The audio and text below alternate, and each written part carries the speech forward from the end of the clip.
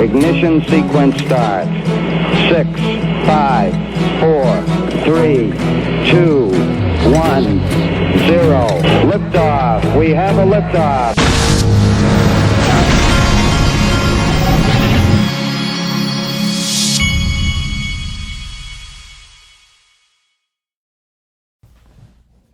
Hey everybody, this is the Digital Asset Investor, and look what we have here. Ripple tweeted this out yesterday. Save the date. We're hosting a community celebration on September 29th in New York City. Stay tuned for more details to come later this week. So this, if you remember, at XRP Las Vegas, Brad Garlinghouse had leaned in and he had said that if when this is all over, that we'll have a proper party. I have to assume that New York City is where Brad Garlinghouse is having a proper party. This could be very interesting. And he actually tweets here, he says, as promised, it's time for that proper victory party. The last few years have been quite the journey, and I look forward to sharing a celebratory toast on September 29th in New York City.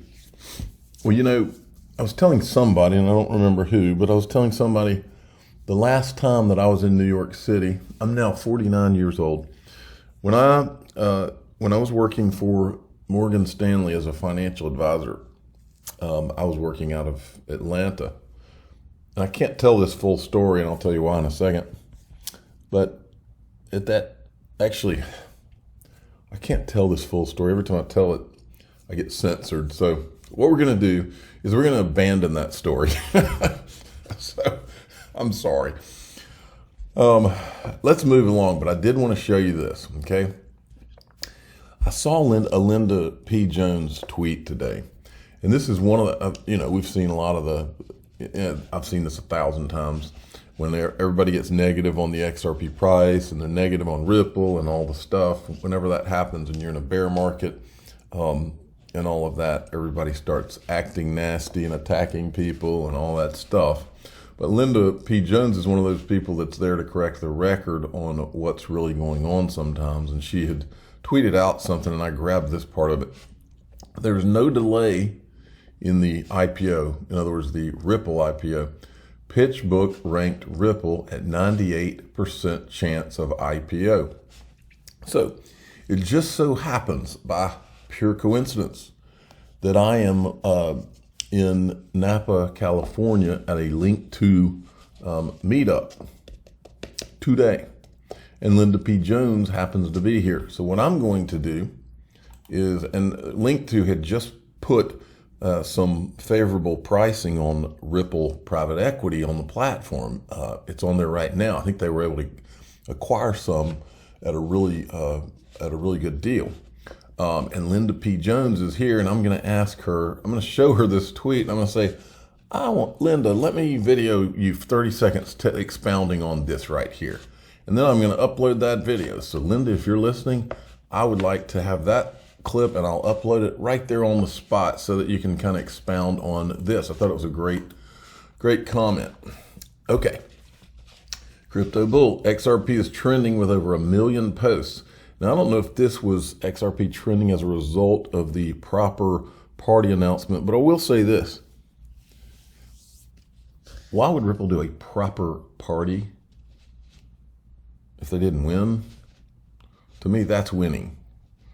And the other thing is, the other thing that's going around, let me see if the other thing that's going on around is there's a rumor that I've seen circulating about Ripple potentially announcing an IPO at the proper party on September 29th in New York City. Only time will tell. Watch this from, this is Emi Yoshikawa from Ripple in Japan. I met her when I was in Singapore at Ripple Swell in 2019. A very nice lady, very quiet lady, but she was very nice to us. Listen to this. Well, I joined Ripple in 2016, so it's been almost 7 years. Not as quite long as Eric, but totally agree, it's quite a journey to date. So Ripple is a leading provider of enterprise blockchain software and solutions, including cross-border payments and crypto liquidity and CBDCs. Well, I want to answer the question by sharing some key insights and data points from the blockchain payments report we just co-published with US Faster Payments Council just last month. It's available on Ripple's website, so please check it out. But for that report, we surveyed about 300 payments professionals across 45 different countries, and to really understand the current adoption of blockchain payments and also the benefits and the challenges as well. And what's really encouraging is 100% of the respondents agree that there are definitive benefits of using blockchain and crypto in payments. And 97% of respondents said they believe that blockchain and crypto will play a significant role in transforming payment in the next 3 years. So clearly, it is no longer a question of if, right? It's more of a question of when and how. When I started working at Ripple 7 years ago, there was still a lot of skepticism and question of, does the payments industry really need blockchain or crypto? But we no longer hear that question. It's really more about when and how. And in fact, a lot of people here in this industry believe that next 2 or 3 years is going to be a tipping point for mass adoption. Mass adoption tipping point. Remember what did they used to say? Banks are never, financial institutions are never going to use XRP. That's what they said. And then we also have the whole Bitcoin ETF thing going still. And look at this before I play this video. Just an SEC ruling on BlackRock's spot Bitcoin ETF due this week. Now, even though you know my thoughts on Bitcoin, but even though those are my thoughts on Bitcoin, if this thing gets approved, it's going to be good for the entire market. So I'm all for it. Bring on the Bitcoin ETF. Bitcoin's no competitor of XRP.